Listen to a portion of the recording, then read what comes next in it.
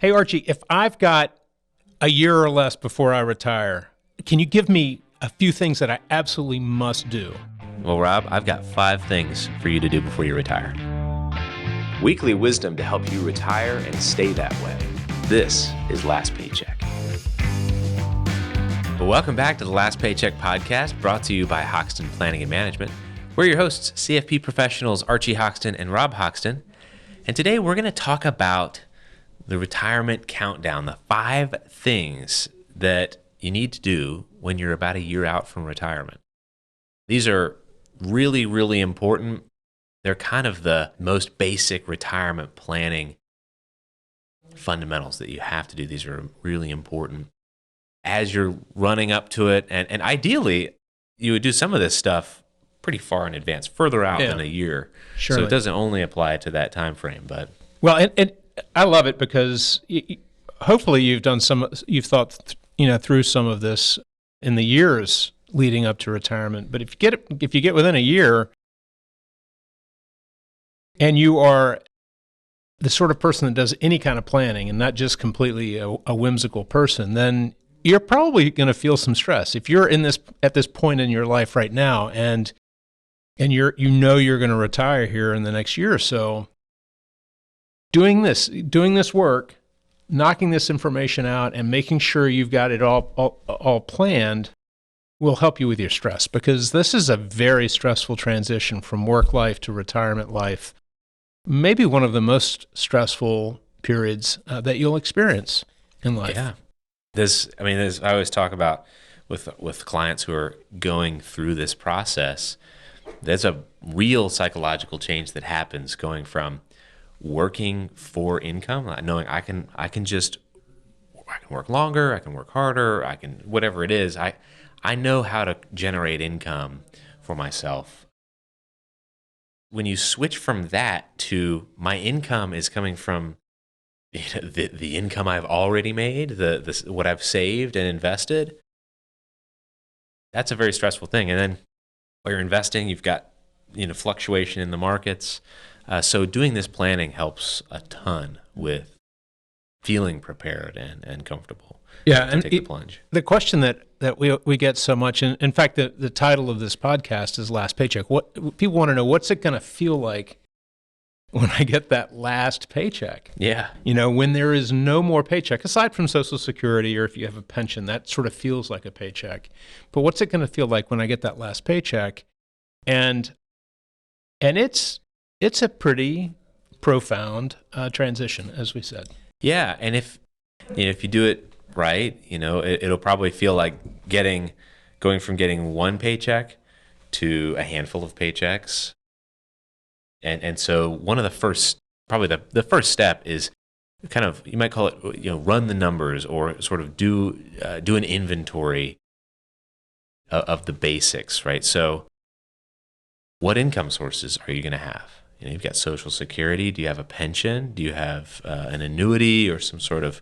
Maybe even part-time income? Part-time income, structured settlements, things like that. So you want to figure out what's going to be coming in when I leave my job, and then what's going to be going out. Mm-hmm. This is really important. What do I spend? What do I want to be able to spend? And then this is probably the most basic retirement calculation. What's the difference? Yeah. Income, less outgo. Yeah. And what's the gap? Yeah. You have a surplus or a deficit. Most people have a gap, right? That most people have this deficit where their income, since they don't have a paycheck anymore, unless they're very frugal, their pension or Social Security benefit isn't probably going to cover it. And so many of the people that we work with retire and don't immediately start taking Social Security benefits. Right?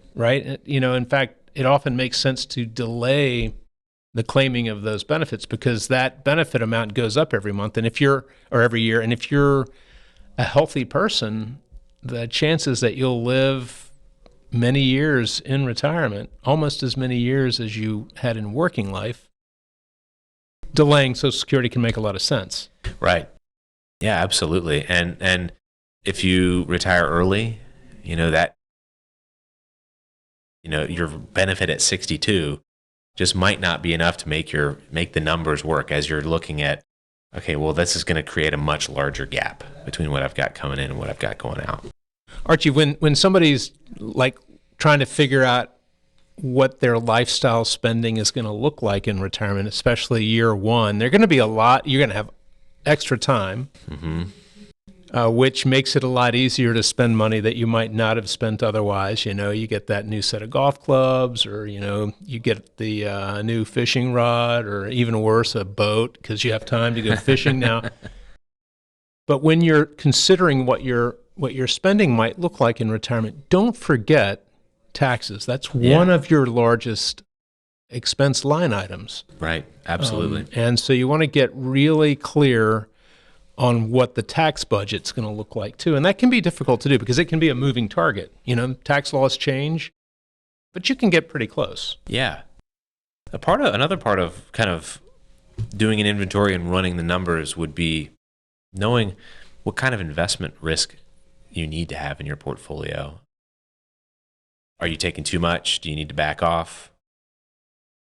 And because there's a certain rate of return that you're going to need to support your lifestyle, to fund that deficit between your income and your expenses, but to fund that deficit which may grow over time due to inflation, right? So Social Security, often that's not going to keep up with real inflation, with your real expenses. So that gap may grow. So you need an investment strategy that's going to address that growing gap due to inflation between what you're spending and what your income is. So that's a really important piece of kind of running the numbers is, how should you be investing? And this is kind of the part where we usually recommend, working with a planner who can match your deficit that you need from a portfolio with a proper portfolio allocation. Since you're talking about investments, Archie, one of the most important things is having a really great distribution strategy. Where are you going to fill that income gap? Maybe you have an IRA, maybe you have a Roth IRA, maybe you have taxable accounts, maybe you have an annuity. Where are you going to pull money from first? Right. So that's step 2 in your planning of these 5 things you need to make sure you consider before you retire in that last year. So, understand your withdrawal strategy. That's really smart from a tax standpoint. Yeah, and if you've planned such that you have different types of tax buckets, you have some pre-tax money, some taxable money, and some Roth money, you can coordinate this to, whether you're retiring early and you need to bridge a gap between IRA withdrawal eligibility and when you retire. So, and then also planning for required minimum distributions. That's a big part of having a great withdrawal strategy, because if you have pre-tax money, that's income that you're going to be forced to recognize and pay taxes on. So, if you set up your withdrawal strategy in such a way that you're minimizing your required minimum distributions, that's something to consider as well as a part of that second step there. Archie, number 3 is to get a handle on what your health costs are going to be, and your health care plan. So when you're 65, you file for your Medicare benefits, and Part A you don't actually pay a premium for, but Parts B and Part D being the drug benefit, your premium is based upon your earnings, your income. So the more income you have, the higher premium you pay. And so you got to get a handle on that. But then there's this supplementary coverage that typically people will get to close this gap in coverage. And there can be a cost associated with that. So you've got to get a handle on that. If one of you is retiring before age 65, and you're not, and that person's not eligible for Medicare, then you got to figure out, okay, where are we going to get that coverage, that private coverage? Right.